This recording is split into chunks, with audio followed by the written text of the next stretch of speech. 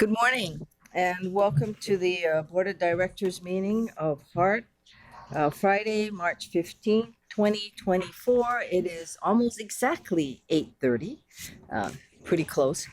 The reason why we are beginning early is we have some hard stops and we are going to be losing quorum. So I am going to change the agenda with everyone's concurrence, of course. I'm going to change it. So we're going to take the voting items first and out of order. Having said that, I was just handed, and this is actually agenda items, it's identified as agenda item number, where is it? 11, Roman numeral 11, Heart Board Executive or Officer vacancy. And I know everyone's heard from us on this issue. We've had executive sessions and we've also had opinions on this. Having said that, I have before me an offer that we will be making to someone who has gone through the process that we are confident and hope that she will accept this job. Can her name be public now? No. And I'm sorry, but I can't reveal the name until she's accepted the position. So with that, what I am signing is the offer, and we will take that off of the agenda. And Dan Glock is smiling from ear to ear. And members of the board, please, let's give him a round of applause because he has done a yeoman's job of keeping us on the straight and narrow. But thank you very much. Yeah, I want to say thank you to HR as well and Lori who expedited some of this stuff. And, it's challenging to do this. So thank you. I was reminded that I did not take testimony. I actually didn't call this to order. So I'm going to take roll force. First, I'm going to call it to order. Kika. Present. Anthony Alto. Present. Don Takeuchi Apuna. Excuse. Michelle Chun Broomgrabber. Present. Natalie Iwasa. Here. Roger Morton. Present. Joe O'Donnell. Here. I see him. Yes, Ed ma'am. Sniffen is excused. Art Tolentino is excused. Edwin Young is excused. Robert Yu. Here. And the chair is here. We have 1, 2, 3, 4, 5, 6. We have exactly 6. So with that, and as I stated earlier, if we start to lose voting members, we will lose quorum. And as you know, the rule is we could continue to take testimony, but we cannot take any action at that point. Having said that, then let us go to first public testimony.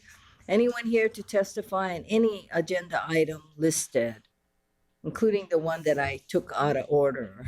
Anyone? I see no one online. So with that, we will continue.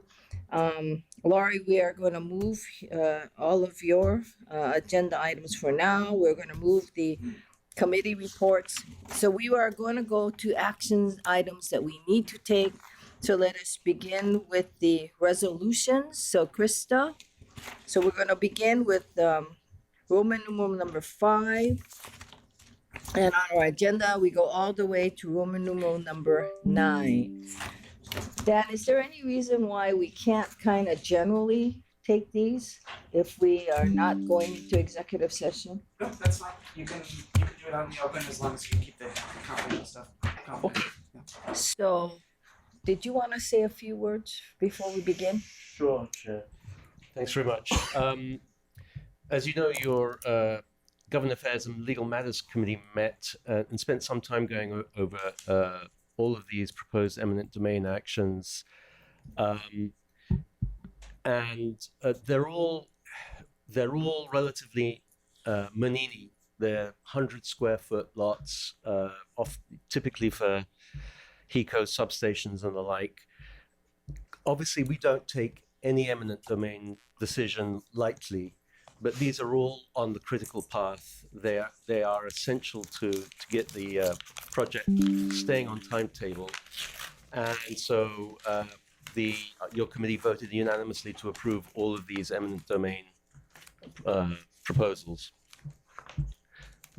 And so what I would recommend is that that we do not go into executive session. I think that we've gone over them in some detail. There weren't really any issues that came up, but obviously that's for the board to decide.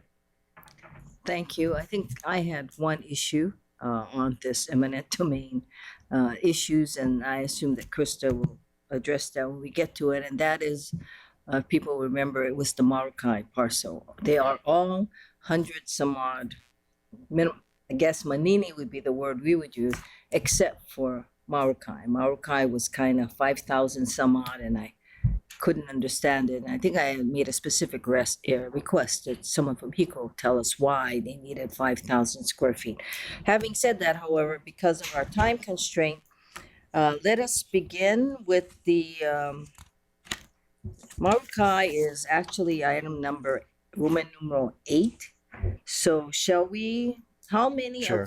Yes. Sorry, can I just make a quick comment? Sure. Okay, so, this is, I support the recommendation of the Legal Matters and Government Affairs, but I just want to make note for the record, as the chair of Legal Affairs and Government Matters stated, these are proposed eminent domain matters and affect the critical path of the project. And, I just want to say on a procedural matter, future proposed eminent domain issues, I believe, should be brought to the POC, as it does affect the critical path of the project, which is under the purview of the POC committee. So for further proposed eminent domain matters, I would respectfully request that it be referred to the POC committee.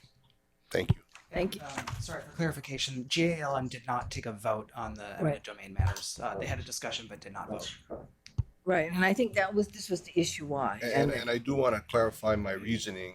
My understanding of the way the committees are set up is, once eminent domain is approved and we're in the process and there is a legal action or a legal issue that has to be addressed, that's when it gets referred to the Legal Matters and Government Affairs. So that's my reasoning. Thank you. Thank you. And as we've had this discussion before, and we will have to get to this point, members, is the fact that it's a function of our rules and how we interpret our rules. I may differ slightly with what Kika is saying. However, the ultimate decision as to which jurisdiction in the committee will come when this board gets to that specific rule section of the rules. As you know, we took one section of the rules out of order, and that was regarding the executive officer of the board and the board's jurisdiction.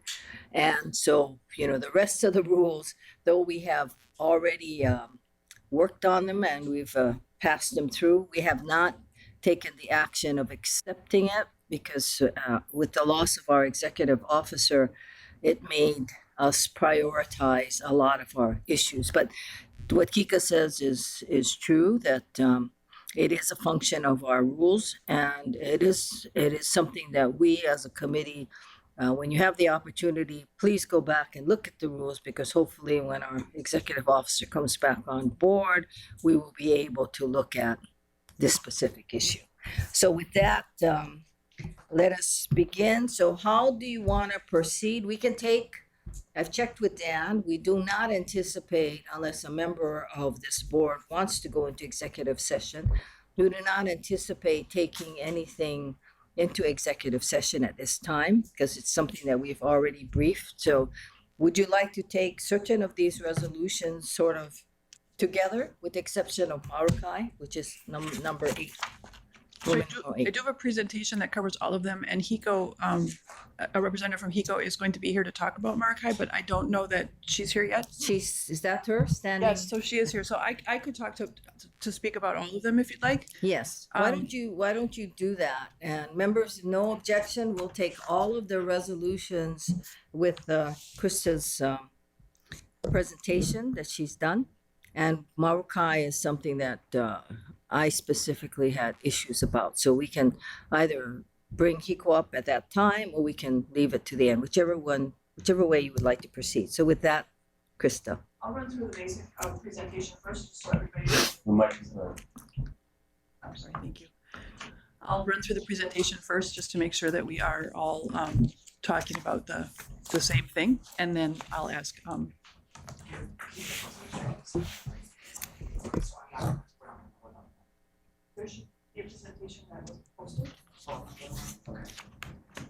It's in our folder.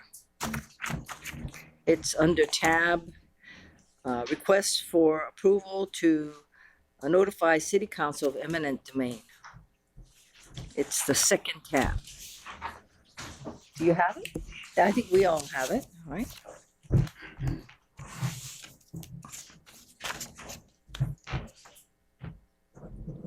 since it's in your packet, I could just begin. Yes, please. Okay.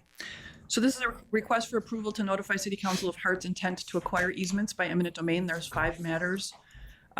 Resolution 2024-2 is regarding the Villa Trust. Resolution 2024-4 is the Jerry Fujii Trust. Resolution 2024-6 is FMK Properties. Resolution 2024-8 is Marakai Hawaii Company. Resolution 2024-10 is the Coloma property. The next page of your presentation shows the various property maps. So we first have the villa easement shown. It's 100 square feet, and it is for HECO electrical purposes. A transformer will be placed there. On the next page, we are looking at the Fujii Trust. That is also for a transformer. It's 1,100 square feet because it is set at the back of the property. So in addition to the area for the transformer, there is access along the side of the property in order to get back to the transformer. The next page is FMK Properties, and that is also for a transformer, and that is 92 square feet. The Marakai one, I will wait until Wendy is with me and we'll talk about that one. Ernesto Coloma is the last one, and that is 113 square feet. And that is for a sway easement needed to accommodate the 138 kV. As some background, the amount of just compensation for these easements has been determined according to the Uniform Act. Written offers have been presented to the owners. The owners have been given a reasonable time to consider the offers. Settlements have not been reached. In order to adhere to the project construction schedule, it's necessary to refer the easements to condemnation. Efforts will be made to continue negotiations with the owners with the goal of reaching amicable and reasonable settlement. The easement rights will be assigned to HECO once the condemnation actions have been completed. The last slide is just a reminder of the eminent domain approval process. So upon approval of these resolutions, Hart will inform the City Council of its intent to acquire easements by eminent domain. The City Council has 45 days to approve the acquisition by eminent domain or object by adoption of a resolution. Upon approval or no action by the City Council, the Board of Directors will be requested to approve a resolution authorizing the acquisition of the easements by eminent domain, the actual filing of the complaints. Thank you. So does that end your presentation? It does, yes. Okay. Members, any questions of Krista? And like I said, the Marukai one is going to be at the end. Oh, Yes, Excuse me, Chair. yes, Robert. One quick question. With all these eminent domain filings or resolutions, how long have we been working out a resolution with those owners? For the most part, these offers were all presented last summer.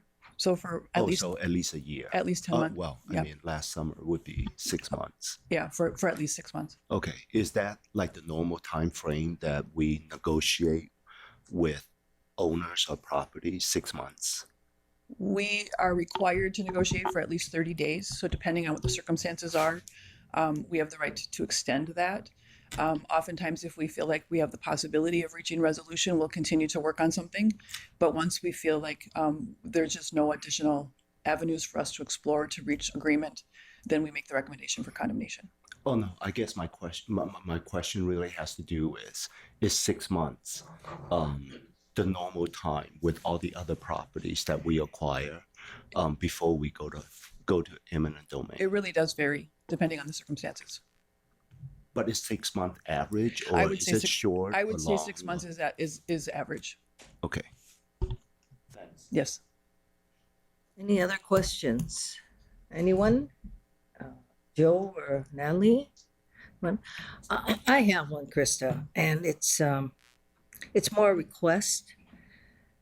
This, just so that we're clear, this is not the actual eminent domain taking of a property. This is just easement of use that we're asking for. Or are we actually taking parts of this property?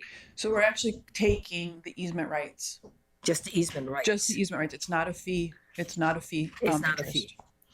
But I assume that even if it's an easement right, we are still having to compensate the owners for some amount of money. That's correct. Right? And is the negotiation stalled because they don't agree to the amount of money that you are, that TART is offering? Or is it stalled because they just don't want us touching their property, or they don't want HECO touching their property? I would say more often it's not a matter of compensation. It might be because of not wanting it to be on their property at all. If it is a compensation issue, we do our best to negotiate that and come to agreement. There are times when an owner's request for what the property is worth is not within our ability to settle. And then in that instance, we do have to refer for condemnation. So on these particular easements, I would say that a couple of the owners have just been non-responsive. And so we don't really know what the issues are. And in other ones, it is maybe a combination of not wanting it on their property or requesting compensation that's just not reasonable in our ability to pay. So just so that we're clear, when we pay compensation, which I assume we're paying on all of these properties, even Correct. if it's an easement, what I call an easement in use, it is coming from Hart. Is that correct? That is correct. And Hawaiian Electric, like everything else, no offense, that Hawaiian Electric does, it's not compensating us back for this use, correct? That's correct. So, can I ask you what I've been curious about for a while, especially now that we're doing these easements for Hawaiian Electric? Can you do like an inventory for us from the beginning of time? What easements we have taken, whether it's in property or in use, for the benefit of Hawaiian Electric, and how much we have paid? Because I believe Hawaiian Electric hasn't paid anything for any of these easements. Is that correct? No, HECO does not pay for the easements. So you want an inventory of all easements purchased for HECO and how Right. much they were? And how much they were? So just the HECO easements. Just the HECO easements for now. And how much we're paying for them. And I assume most of them are easements in use, but if it's also in fee, please so designate if there's any in fee. The other issue that I have is HECO itself has, under the statute, the rights to engage in eminent domain proceedings as well. So when Hart is engaging in eminent domain, the taking of property, eminent domain, for the purpose of HECO's ultimate use, do we need to have any kind of, I guess, connection to HECO in terms of doing that process? In other words, is the eminent domain proceeding for Hart sufficient to then transfer that interest to a third party, which is HECO? You know, we can do eminent domain for rail. We can do the eminent domain Correct. for the guideway, whatever else. But this is sort of different. This is eminent domain for purposes of a third party. So are we able to do that without HECO's participation in the eminent domain proceedings? So we need this property for our project. Though HECO or say HTI in some instances are the end user, Mm-hmm. the need right now for the property is so we can construct the project. It's to move the utilities out of the way of the rail. And so it is considered a project purpose. However, once the facilities are in place, the city does not want to maintain those facilities perpetually. That should be HECO's responsibility. So then we transfer to them the rights to do that. But we are transferring the rights to the easement to HECO. We are no longer retaining the rights to the easement, correct? That's correct, unless for some reason there's a dual purpose and we would need to reserve our purpose as well. Like Waimana Street, for example, where we're sharing the 40 feet wide easement I believe we purchased that, and half of it is to HECO for the purpose of the developments of the Howard Hughes area. Remember that outside of, was it Chunwakam that we did that early on? And I'm just not familiar with the specifics, but if it is something where the guideway is No, the guideway isn't even there. there's no guideway there. Okay, so I'm just not familiar. And with the actually, property we you're end talking before about. that. So Remember, we make a don't note. get to Waimana Street. We end at the Civic Center. Right? Yeah. Is that the one that HECO is purchasing from us? I'm sorry, I'm not sure that they're purchasing the rights for 20 feet, and it's necessary to facilitate the development of Howard Hughes in that Kakalako area. So in addition to that, so that property was purchased because Hart has the guideway going through them Originally, we stop in originally right. prior to the amended scope, and Right. that is still the destination is still to get to Ala Moana. But also that there is facilities that Hart would need to place for the project's purposes. Right, but we didn't need the 40 feet, so that's exactly why HECO came to us for 20 feet of that, half of that, and they're going to put in their lines for the development in that Kakako area. Right, and in that instance, we had purchased those properties in fee. We retained fee interest in the property, and HECO has the easement rights over them, over those 20 feet. That's correct. Right. But that's still, and they are purchasing part of it from us, but notwithstanding, I would consider that still a purchase of the easement for HECO-related purposes, especially that one, because clearly we don't have the rights to get to Ala Moana yet. But when that property was purchased, it was part of the Yes, scope. it was Yeah, when yeah. they purchased property. That But was- it it wasn't also not foreseen that purchased was going to split change. half of it with HECO either. So, okay, Chair. yes. So Krista, just so that I'm clear, right? Why are we requesting for this eminent domain? I know you mentioned, but I just want to make sure I'm clear. Why are we requesting for these eminent domain? So right now, the utilities are being relocated along Dillingham. Most of these are associated with that. 4 of the 5 are.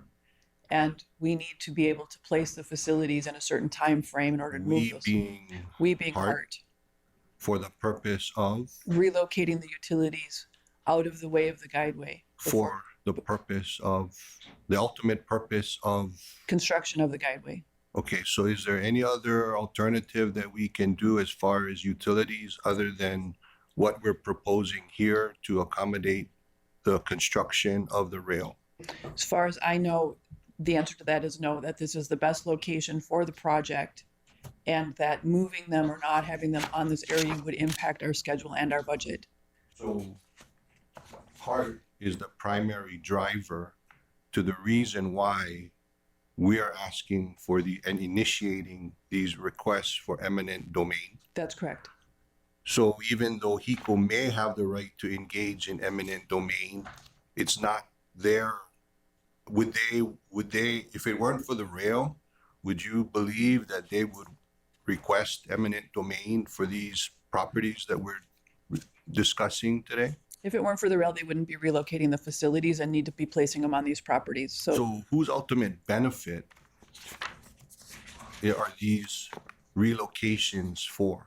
for Hart, for the project. Okay, so is HECO assisting Hart in facilitating the relocation of the utilities that they currently control to accommodate the construction of rail? And I don't know the splitting of duties between Hart and Well, I mean, I HECO. guess what I'm asking is, it's not HECO coming to Hart saying we want to relocate these That's correct. utilities. It's Hart going to HECO saying, we want to relocate, we need to relocate your utilities Correct. in order to accommodate the construction of our rail. That's correct. And from what I understand, then Hart engineers, electrical engineers design the best way to do that. And then HECO approves or rejects that design. They work with all of the third-party utilities for that So purpose. Hart needs these relocations That's to correct. occur in order for the rail to continue to be constructed on time and on budget. That's right. Okay, thank It's you. not on time and it's not on budget. Trying to be on time and And on that's why we budget took down according all to the those signs. revised. Yes, Roger. Just a little, so I understand it too. Most of these are for transformers, right? And the transformers are not for project purposes. Is that correct? That's correct. They need to be relocated for project purposes, but the transformers themselves do not serve the project. Okay. So I'm assuming we buy the transformers for HECO and they assume ownership of them. Is that how it works? I don't know the specifics of that relationship, but I do believe that is how it works. Okay. Thank you. Any other questions, members? So Krista, I assume nobody else will know. Krista, so you need for us to make a motion on items number, just so I got this clear, agenda items number 5, 6, 7, and 9. And it will take Marukai separately, Yes, please. okay?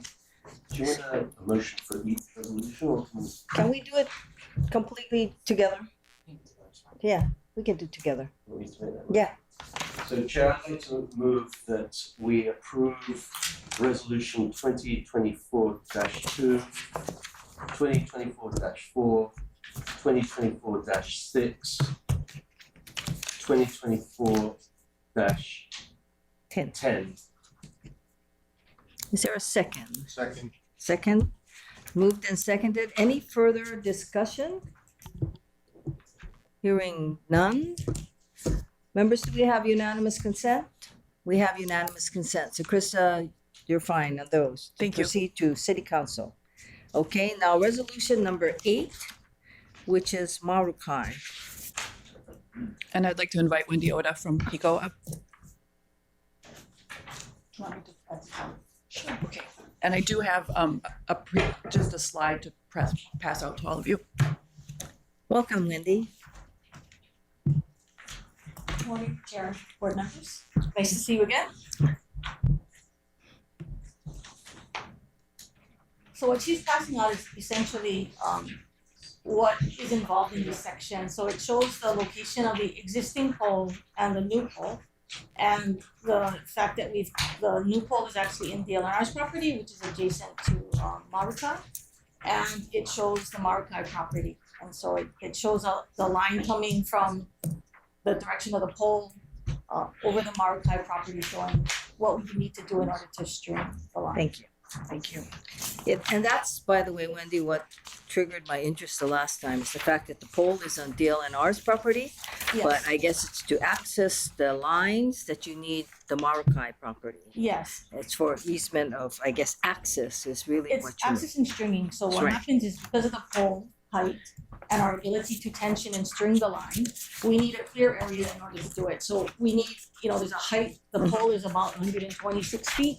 So it has a calculation that the string, to do the stringing, it needs to be so far out of equipment in order to pull and tension the line. And so that's the real reason why we need to do it. So even when we possibly have to underground, because that pole is where the system goes underground, we may actually need to restring. There's a possibility as a part of this whole thing that we may actually need to do it when we go ahead and convert the system underground. We're still determining that right now.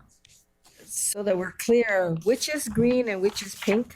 Oh, so green is, so the pole is on the green, and that is actually DLNR, which we've already got an easement for, or we have a right of entry for and will obtain an easement for. And the red or the pink is actually the Marukai property. No poles, No poles, just the sway. correct. Well, actually, it's really stringing. So there's nothing physically on the location, but in order for us to, because this is what we call a dead end structure, in order for us to string the line from, way from Middle Street beyond, we have to actually come from this pole and string backwards. And that's why we have to be able to pull the line to this dead end pole. And that's why we need this stringing easement, we call it. And it's stringing and maintenance, yeah. So the line will be over the property or No, it will no. not be? So it's just basically for installation and for maintenance? Yes. Yes. So if you're doing for installation and for maintenance, but the maintenance I assume that on the Marukai property, it's gonna go underground. No, so when we say maintenance so stringing is a part of our maintenance, right? So that's when we call it, stringing is really part of maintenance. So it's stringing and maintenance, but the undergrounding is not in Maruka, it's actually crossing the street. So you did say that you expect that you're gonna underground this line The But- 138 is being undergrounded from that pole. from the pole that's in DLNR's property, Yes, right? yes. So is the line going over Marukai and DLNR, hitting the pole and then going underground? Is that what you're saying? No, it's, Go ahead. It's coming from the property to the left of DLNR. Right. And then at the pole on the DLNR property, it's crossing the street. It's crossing over Kamehameha Highway right there. So it does not actually go down to the Marakai property. There's no facility above, under, or on that property. So, so let me explain what the blue line is. So ultimately, the blue line is how we have to string the line. It has to be a straight line.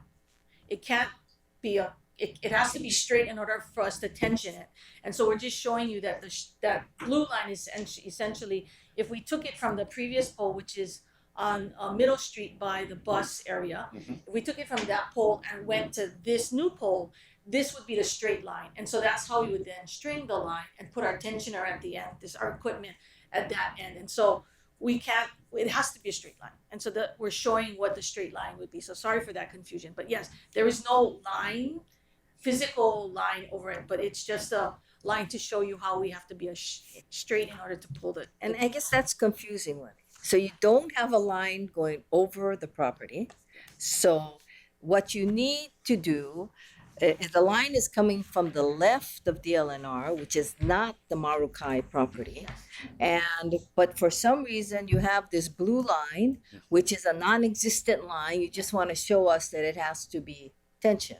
Yes, that's how we would then string the line. So essentially, we were just trying to show you, based on the height, that we needed like 300 feet in order to go ahead and string to this pole. So why do you need the Marukai property? Easement. Yeah, we need the easement because if we don't have that room, we won't be able to string the line. Okay, so that's, and I guess this is the confusion. You're saying you don't have a line to string over that property.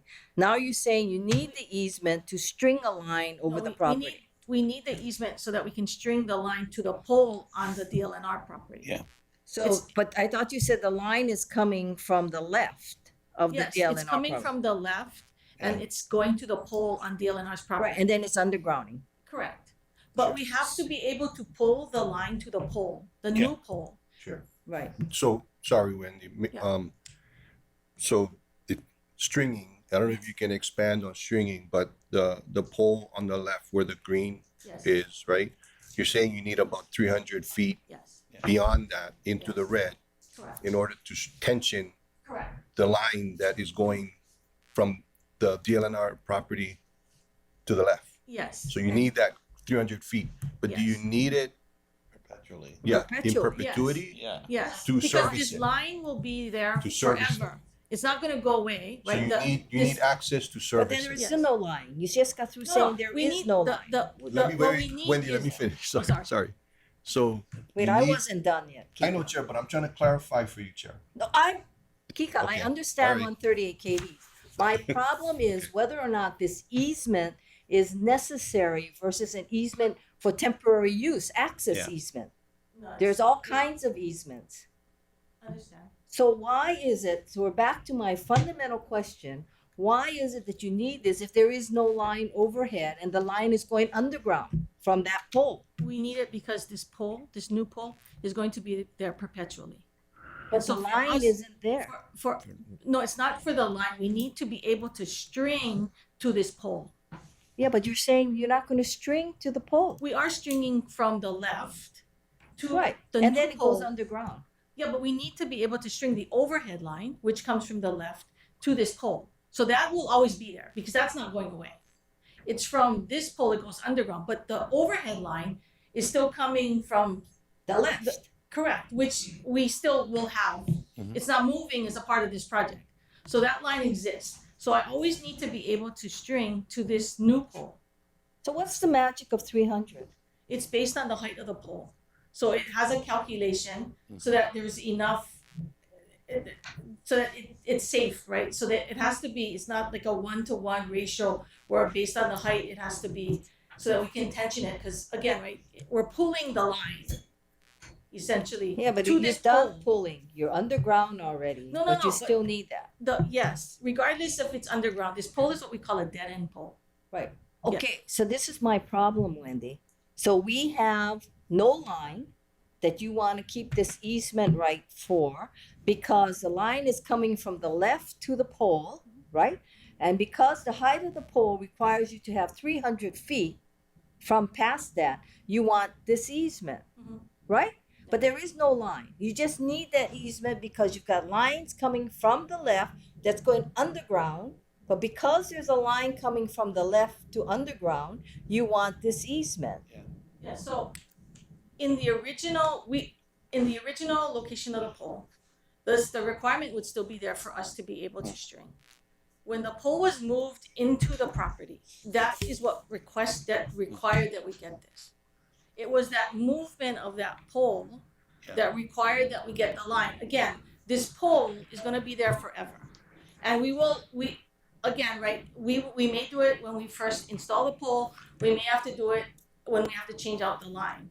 Yeah. If we don't get this, as long as this pole is gonna be here, we're gonna need to be able to restring the line. Cause if we can't, then there's no way for us to do it. Yeah. So, yes, there is no equipment there, but our pole, which is where the line's coming from the left, it's a dead end pole, there's no other lines going further. Right. We need that easement no matter what, because that pole is the key. It's not it's the pole and the equipment on the line. It's not that it's going underground.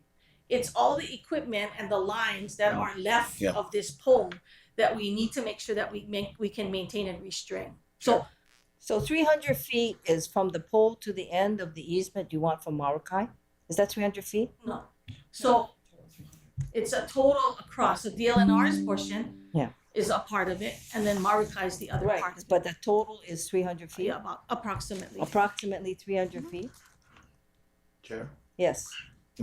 Is it normal? So you call this a dead end pole, right? That's where the line ends. Where you have other dead end poles, do you also have easements like this that are common in the system? So in this case, right, we try to keep our poles, all our dead end poles in the right of way. So right now, there's another pole that's a dead end in for Heart's project.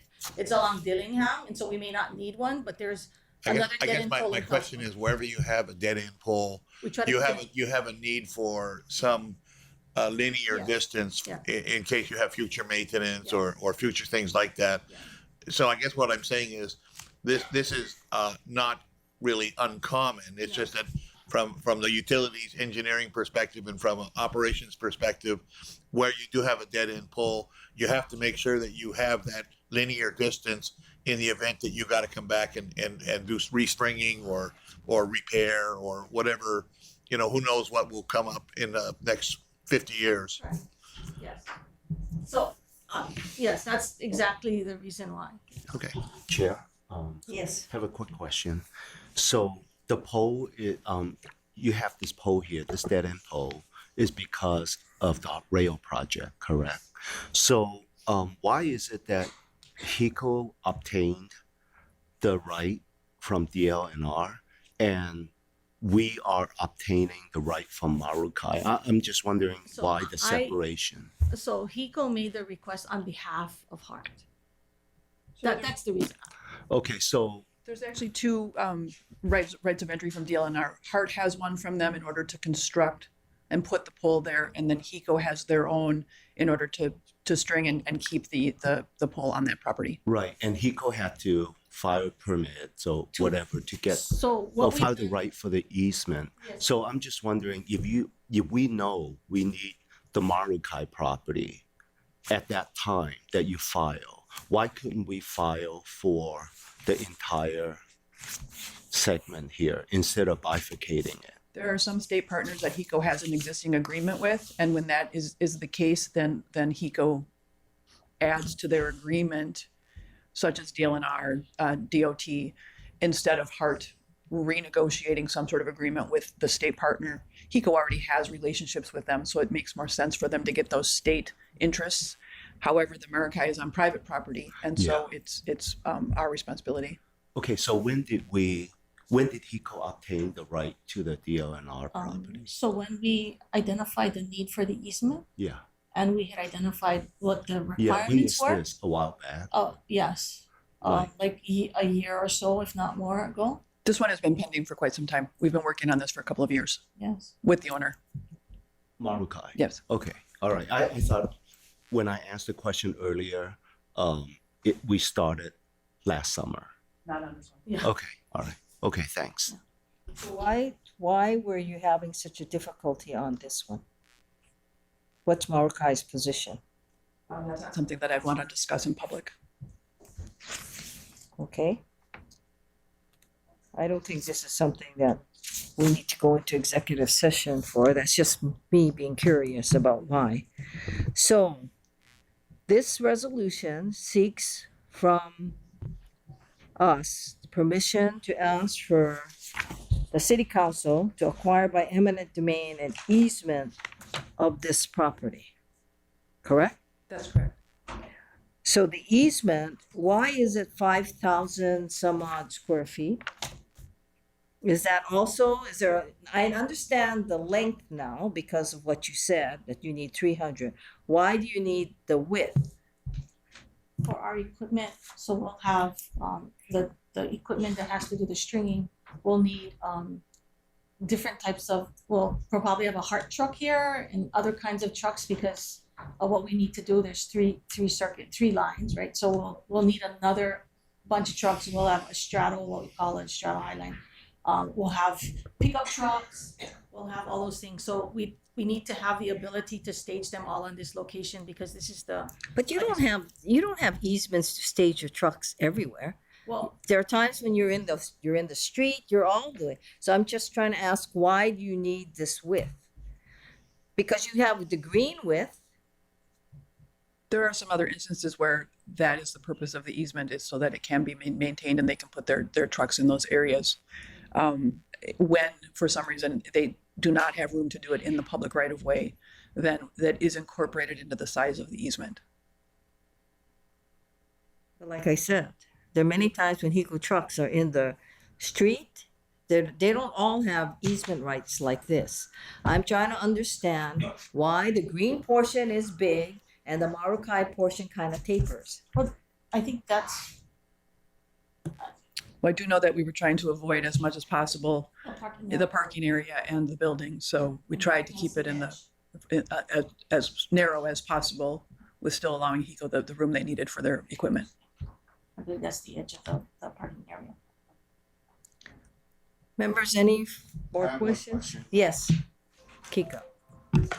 So Wendy, are these designs based on any standards, safety standards, or is it just HECO designs as far as the width, the length needed to string your equipment, your facilities? Are they based on standards, safety standards to properly maintain and safely maintain your facilities I believe yes, it is. based on standards? Do you know? No, I'm sorry, I don't know offhand what standard, but Okay. yes. And so the equipment also has probably a requirement of, so many feet per height and things of that sort. So even the equipment provides some requirements or standards that you should follow in order to do it safely, right? So I believe the equipment also has some of that information as to, you know, what is the proper way to safely set up the equipment to do the work. So I mean, if I recall correctly, the PUC, I believe, follows the National Electrical Safety Code, which is a safety standard that I wouldn't say dictate, but prescribes safety Yes, safety standards of design and maintenance and repair and whatnot. yes. So we follow that standard and we then have our own, which is in some cases a stricter standard, but we do follow the NESA. General orders. General. Okay. So that's what this is based off of. She doesn't know, she said. Well, it's based on the standards that we have in place, but not this, I can't tell you the specific, but yeah. Okay. And you needing it in perpetuity is because you have to maintain that dead end pole Yes, on a perpetual basis. correct. Okay. Thank you. We will, if we don't need the pole anymore, then we can, of course, then extinguish the easement. But as long as we need it, like any other DLNR, it extinguishes for non-use. But in this case, as long as the pole is already down. Are you familiar with Exhibit D, the description of the easement terms?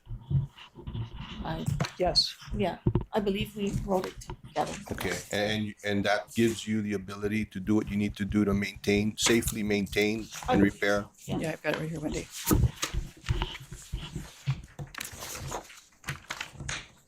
So we put together Exhibit B based on HECO's requested grant of easement, and then we send it to Wendy for approval to make sure that it does cover everything that they need. So we have her approval on that before we come to the board. Okay, thank you. Do you know how much this is gonna cost us? I have an appraisal on the property, yes. And are we paying fair market value on 5,000 some odd square feet? So the way the appraisals work on easements is they determine the value of the property without the easement, and then what the impact is, so the value after the easement, that difference is what the compensation is. Okay. Chair, Yes. quick question. Wendy, do you know how many parking spaces it displays? It's green space right now. Huh? It's green space right now. No, for the Marukai. Yeah, there's no parking there. This is, yeah, 0.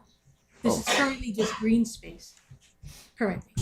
Oh, this. The Okay. parking is next to it. Okay, I go there all the time. I didn't realize they have green space. It's on the very side of the building. by the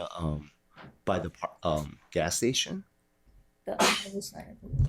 Oh, on the back side. And this is the Middle Street, Yeah. on the Middle Street side. Okay, on the back side of it. Okay. So right now that property is not being used. It's green space. It's just their property, but it's not.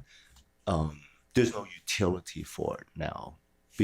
Nothing being used. Okay, thanks.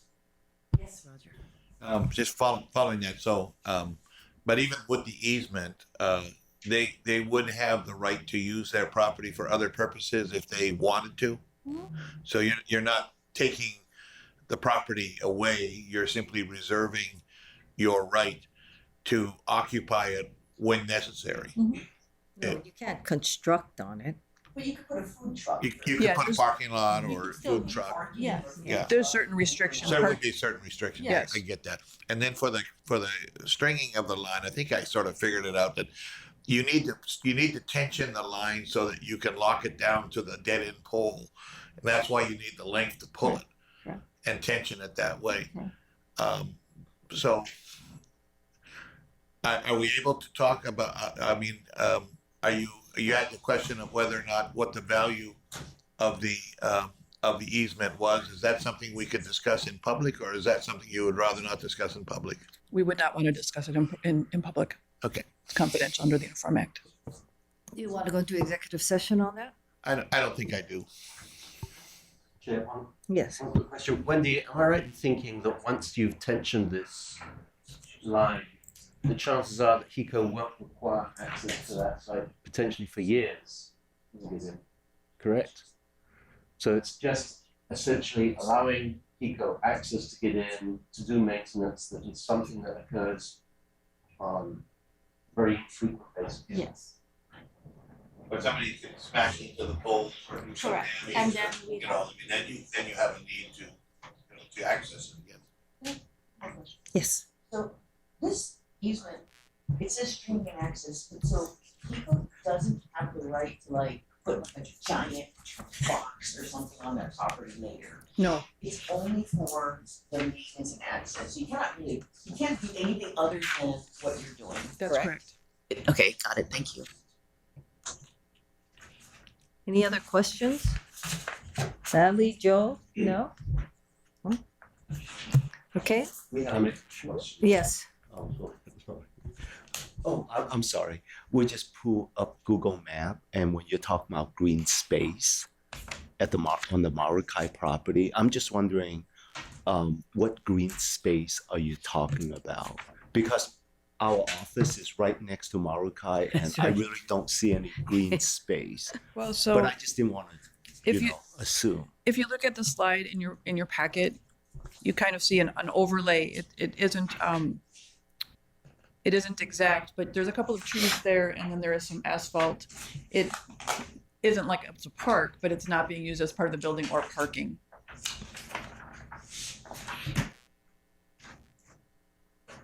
Looks like it might be a drive towards the back. You could, maybe there's some asphalt there, but it's not part of the customer. And maybe the landscaping in the front of the lot. Yeah, Oh, you see the front. The landscape, yes. That's where, yes. But the tree's gonna have to go. It may not be depending. Yes.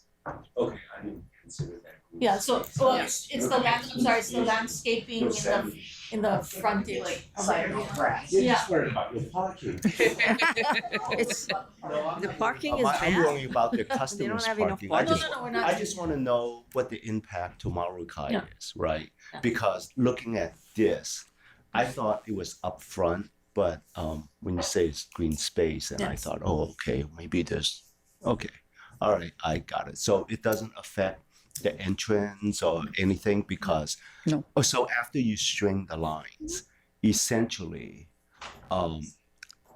as someone who drives through that area a lot, I wouldn't even notice Yes. that you have the easement. that's correct. Okay, all right. Yes, you can make a Chair? motion. Chair, I'd like to move that we approve Resolution 2024-8. Second. Moved and seconded. Any discussion, members? Chair, it's Natalie. Yes. Oh, Natalie, just please. Yes, thank you. Just a comment. Apparently the slide presentation that you have or the document that was passed out is not available online.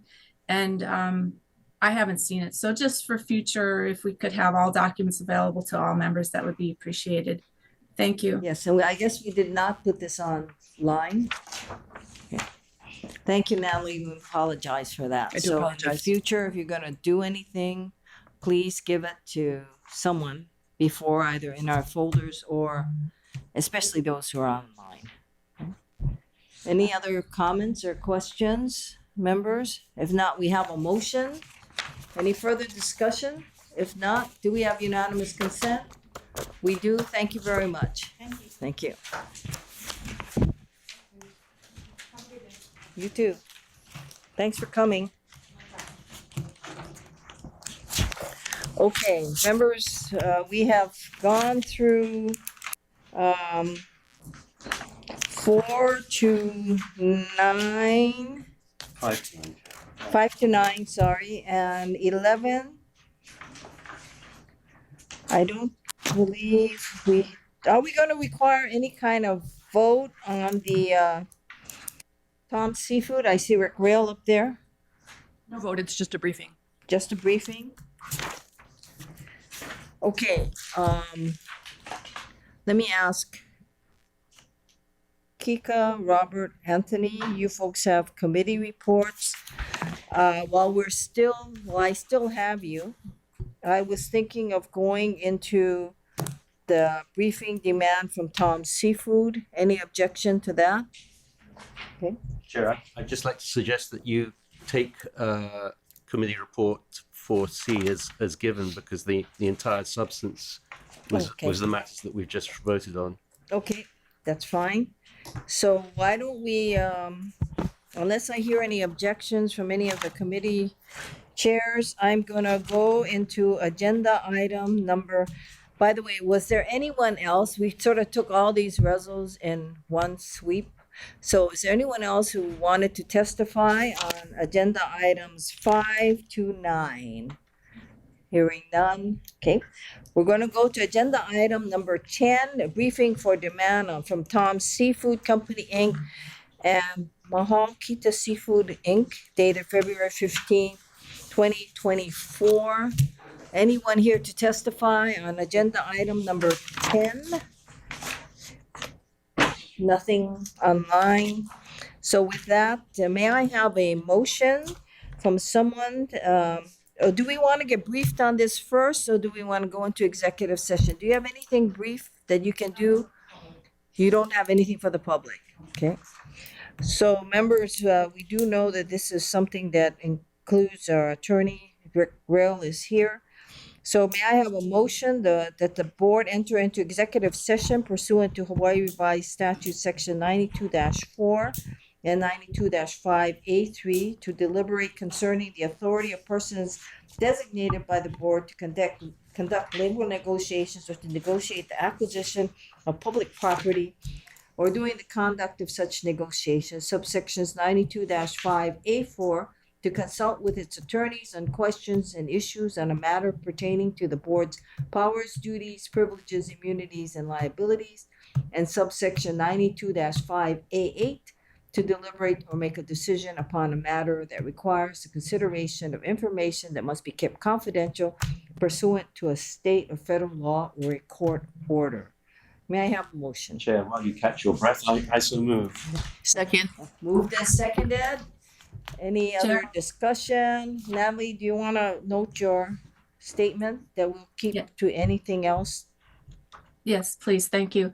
So I understand that I am not allowed in the executive session as I have not signed the confidentiality agreement. I have not done so because there's a difference of opinion between Corporation Counsel and the Attorney General's office. This statement applies to any other executive sessions that may be entered into today. Thank you so much, Chair. Thank you, Natalie. So noted. Any other discussion, members? If not, do we have unanimous consent to go into executive session? Hearing no objection, we'll be going to executive session. Thank you very much. Thank you.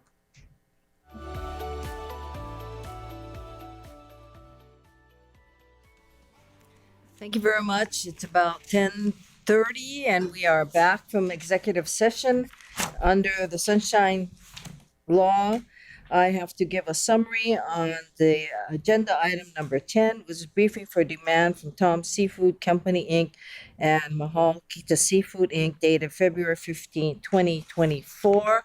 We were in executive session and got briefed by both our attorney from the Nosman, which is in the mainland, and Cindy Ching from the Corporation Counsel, along with Krista Lunzer, on the demands being made by Tom's Seafood Company, Inc. and Mahal Kita Seafood by and through their attorney.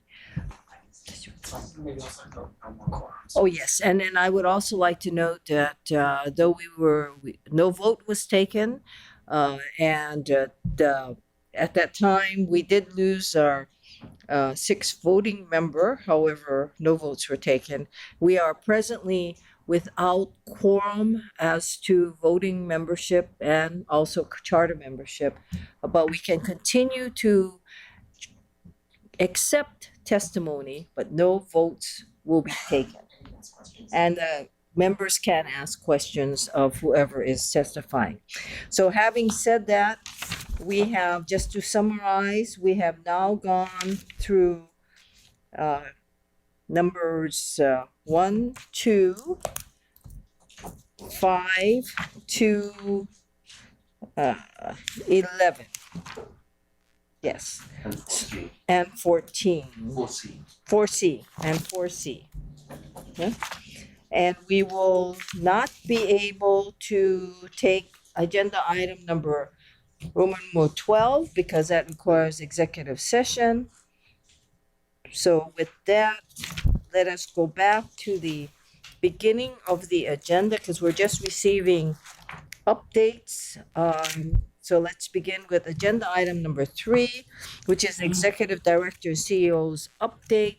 Before we go there, anyone here to testify on agenda item number Roman numeral 3, the Executive Director CEO's update? Seeing none and hearing none. With that, Lori, it's all yours. Thank you, Chair. Good morning, members. So the first item is the monthly update on the critical position. So in your folders, you have that table. Just some minor updates. Procurement number 9, procurement and contracts managers. We are actively interviewing right now.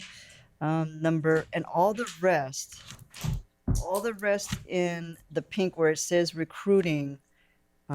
We actually, or even the green too, right, Sandy? All the ones that say recruiting, she does have a list of candidates that she, except for number 8, civil engineer 5. So she has done preliminary screening. She has received some applicants, but now she does the phone screening and then she'll send it over to the managers to start the interview process. Did I summarize that correctly? Okay, all right. That's really good news. I think that's a lot of work that's gotten done. And I want to thank you for doing that. And that does not mean for everyone that we're going to actually end up through this process with candidates, right? And we know that.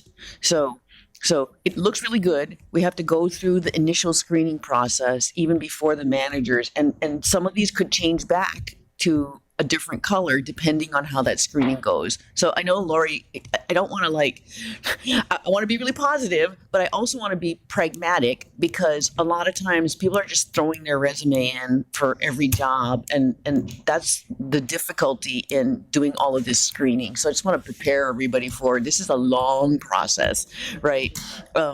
And we just have to be somewhat patient, but there has been a lot of progress and I want to highlight that. So thank you. Anyone else? Okay. Just Oh, yes. Manini detail. In my notes from last time, I see that we were told that we had no need, and I can't make out if it was for Fiscal Officer 1 or Secretary 3, but both of them are still listed in this update. So Secretary 3 is on hold. I'm sorry, Anthony, I don't remember the Fiscal Officer 1. I think we are still recruiting for that, but the Secretary 3 is on hold, and I'm leery to take that off because right now, as I'm meeting with the secretaries, I'm going to the managers and divvying up the work and giving it to them because as I'm having these one-on-ones, it's the secretaries telling me we need work. So, but all it takes is one of them to retire or one of them to leave, then it's like, crap. So that's why I want to leave it there. It's on hold for now. To just, as we level off the work with the existing secretaries, we may want to go back to hiring, but right now we have it on hold. Thanks. Yes, Roger. Where are we on the chief financial officer? Oh, I'm going to ask Sandy to come up. Okay. And see if she has good candidates. That was my question, is that's such an important position, right? Good morning. So we do have 2 candidates, I believe, that we will be entertaining and completing phone screens on. Fortunately, they're all from the mainland. They are From the mainland, yes. Yeah. We did have just one local candidate, but he did not have the skills and the abilities to meet the qualifications for that position. What's the are there relocation costs associated with this position or not? I'm sorry. Relocation? We do not. Now for our contractors, there is relocation. So is there any ability to pay relocation in specific instances? There's not. Okay. I just want. With all our new contracts, we don't do that. So if the consultant wants to pay to bring the person over, Hart does not pay that. Well, it's overhead though, right? So it ends up rolling into. Well, the overhead rates are all justified. They have to audit that every year. So if they want to use their overhead to pay for Right. Okay. I just want to understand what that is. Thank you. Thank you.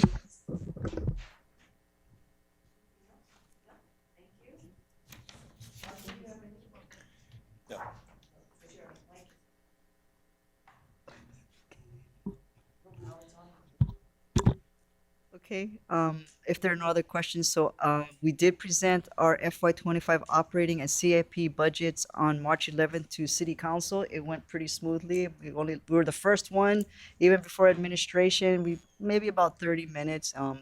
Most of them were questions on, because it's new, the Heart Board. We separated out the Heart Board's funds to Hearts. So there were some questions about that.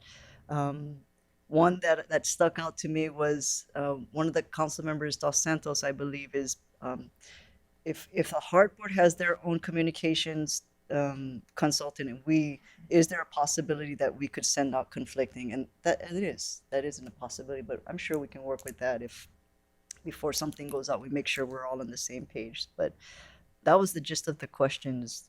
That's about right. Oh, did you want No, to I add don't anything? think Joe? there's that possibility because technically no one speaks except what the board passes. So I don't think we should have a conflicting kind of statement. So I will let Del Santos, I will let good old Tyler know. Okay, thank you. Oh, and then next week, FTA and PMOC will be here for their quarterly meeting. So we have meetings peppered out throughout the week. Next week, they will be doing a tour also. And then, Chair, I believe the next item, Move Oahu 4, they have their summit. I've not participated before in this, so this is March 20th and 21st. And unfortunately, because FTA quarterly is going on, I will not be able to participate. So thank you for representing Heart. I think Joey and one of our. I'm giving the opening remarks on the 21st. Oh, thank you. But the 20th is really, the 21st is TOD. Yeah. It's a day and a half, and I'm probably not going to. Yeah. Yeah. Hey, can we go back to the FTA quarterly meeting, Lori? Are you going to be providing any update on the risk cost schedule rerun during that meeting? I know they're gonna want it, and so as we were preparing the slides for them, our Corey Ellis, our project controls director, says we're just not there yet.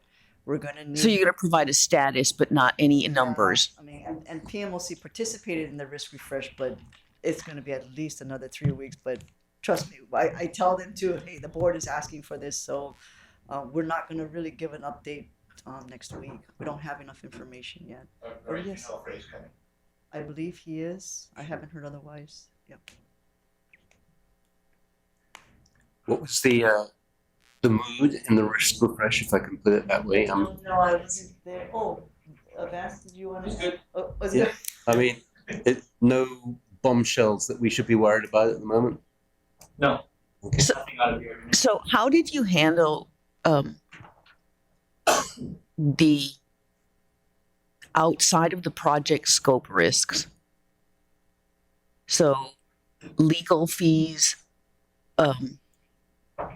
cost of property that we have to take beyond civic center, those kinds of things. What did you do with them? Did you just put them in a box and just, I mean, clearly you're not going to be incorporating them into the analysis, but did we gather them? Because I would be interested in what that extra box entails, because it's a risk to the overall program because it's costs. We're getting a little bit too much into the details. This is Yeah. not the agenda item. And Yeah. I don't think we want to talk about it right now. We will come back and give an update Okay. to the board once we have it done. Is that Okay. So I guess my other suggestion would be that we incorporate, I don't know, maybe a flexible item under the executive director's update that says recent updates or something, because like basically we have to like, she has to put every single thing on there. Michelle, I would love that. That's what we used to do before, but. You're saying we cannot do that? I We can't say recent updates? From legislative updates or from? No, I mean, No, just anything- recent. I used to do that. Recent, heart updates, because everything's going to be 5 days old, easy, right? I mean, and if something becomes critical in that time frame, then I we agree. can't. You can't do that, not under sunshine. I mean, it's not agendized. It's not properly agendized. But it says CEO's update. Why can't it just be an update? We used to do that. Why can't it not have anything underneath there and she just does an update? used to be general, Michelle. I mean, wait a minute. So wait, I hate to derail this, but so my question is, this agenda has to go out how many days before?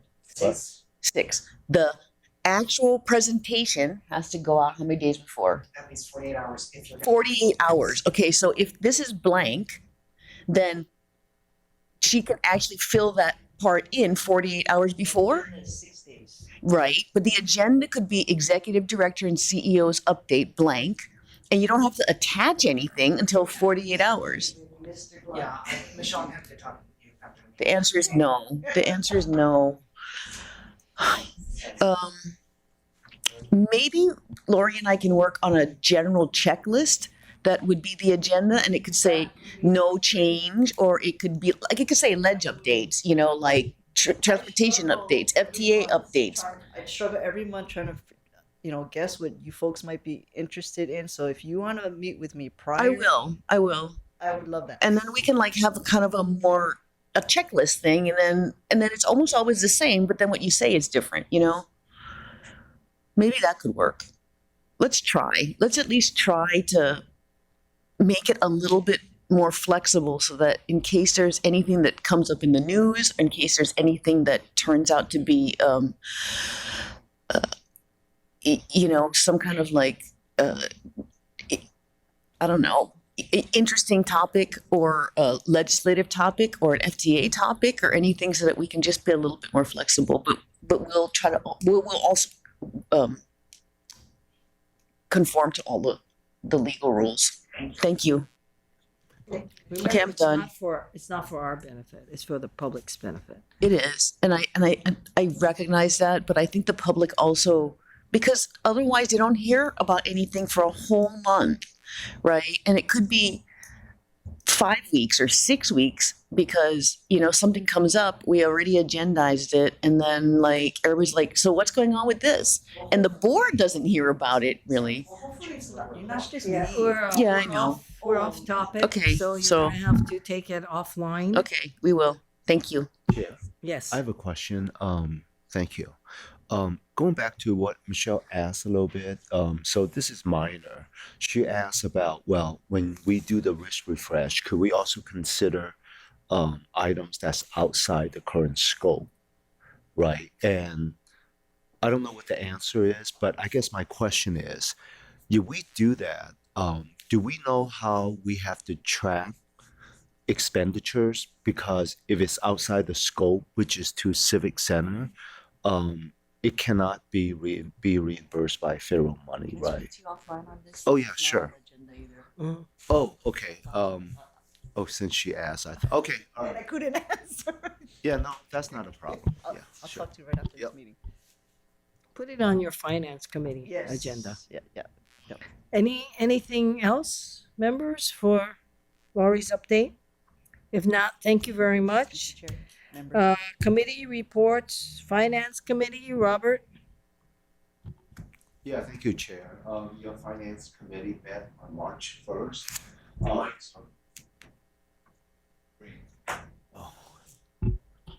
Your Finance Committee meeting met on March 1st, 2024. We went over the monthly and annual financial projections. We also had a short discussion on capital costs versus O&M costs, and we had no action items for the board, Chair. That concludes my report. Thank you. Any questions?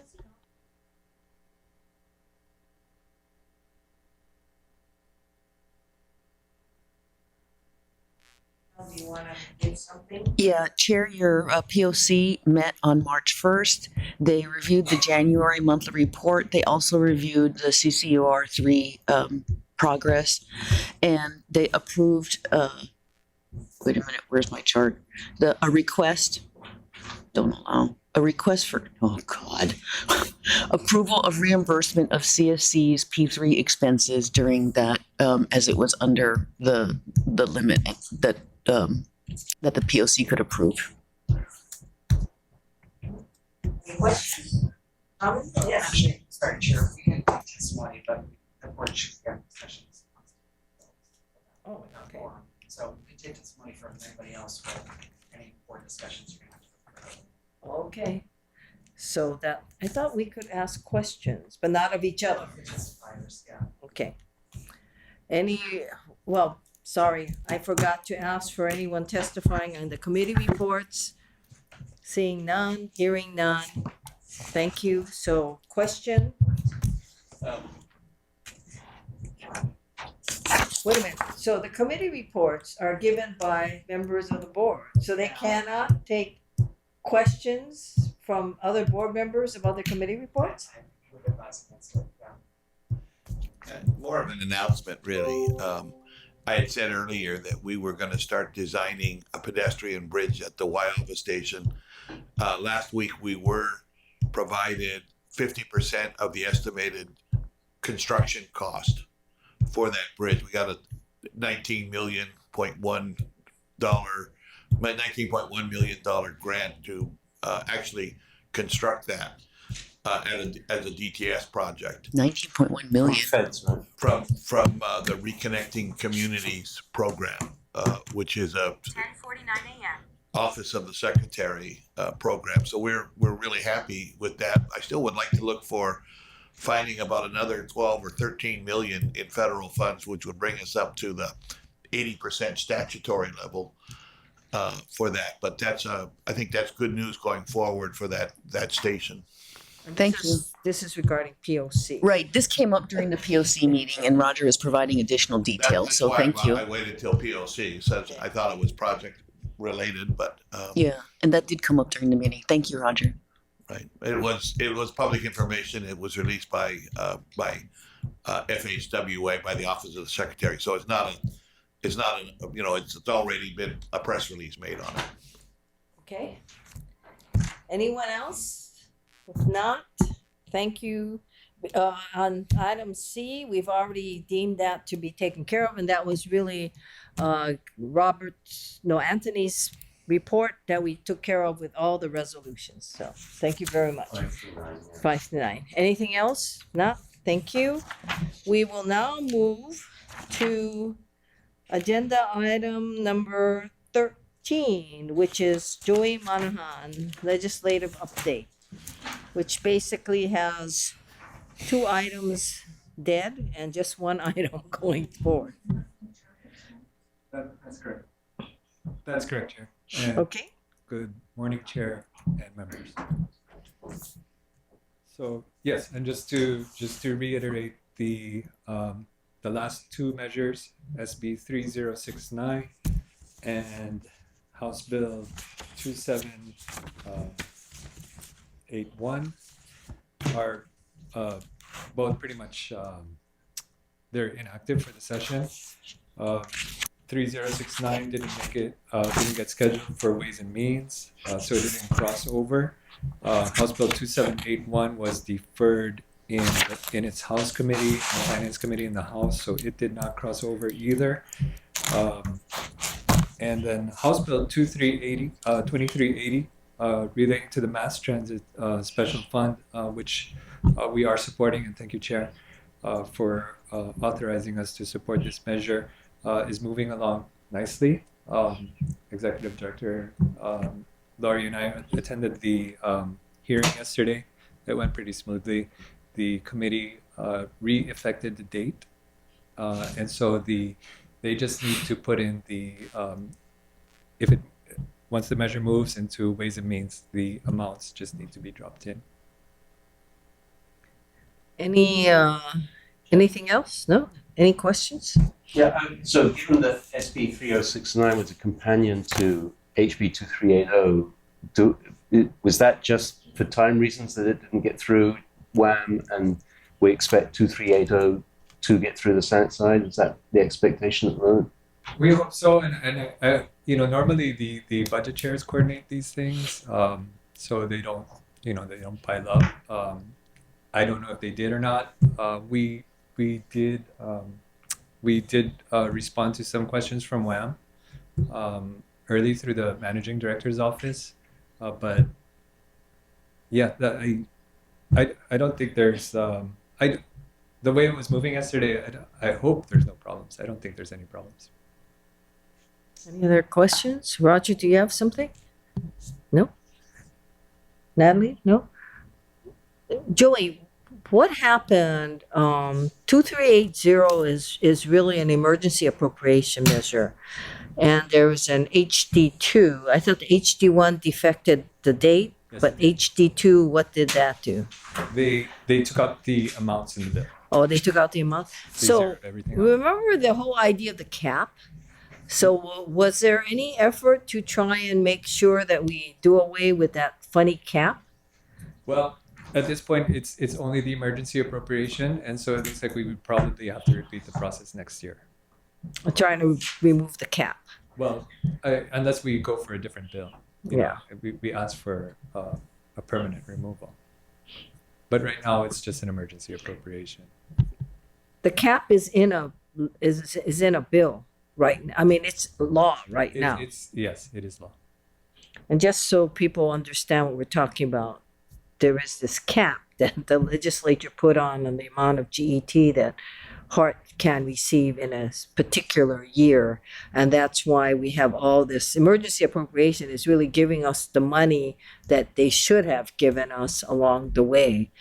We do catch up, but if people are wondering why it looks like we should have gotten more money and we didn't get it, it's because of this cap. Any other questions? But it looks like we'll get the emergency appropriation. So why do we need to get an emergency appropriation when technically we've always just caught up? Well, this is the rolling shortfall it's created, and so so we're just reappropriating every year. We have to reappropriate back into the Mass Transit Special Fund the carryover balance. So it's capped at about 377 million, and we need it to be above 500. Because that's, do you know what the bill said? Yes. That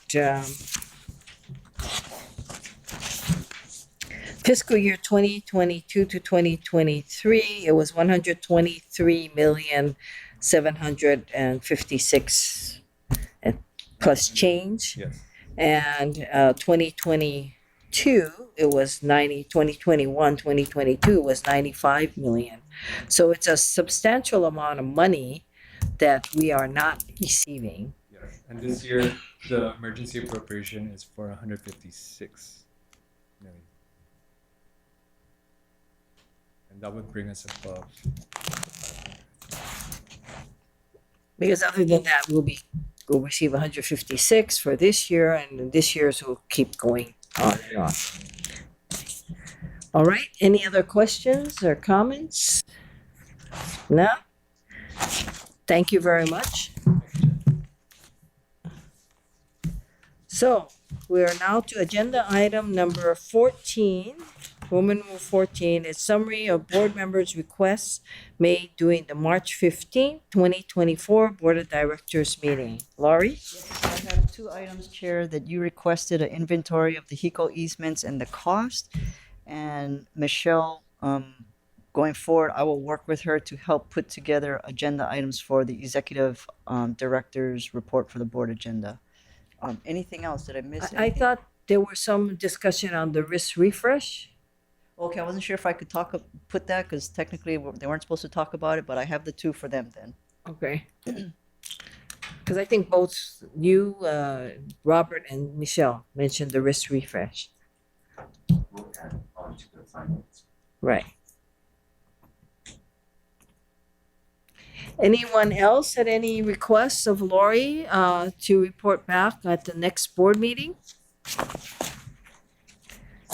Not, let me go back and check because we went all over the place. Thank you very much for everyone's patience in this. We actually, I think, got through what we needed to get through.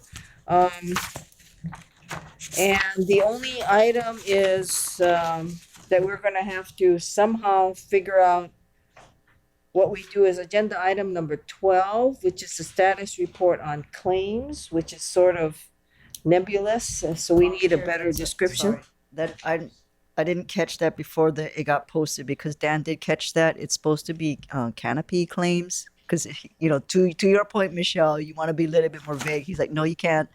it needed to be more specific. So this was canopy claims. So we'll put it on the next agenda. Okay. Anything else? So I think, have you been tracking? Dan, are we on board all the way to the end? I think we got everything. Okay, and again, my apologies that we went all over the place, but we got it done. So with that, members, it is adjournment. Any objection? If not, we will be adjourned. Thank you very much. It's gonna be a record. Yes, it is a record.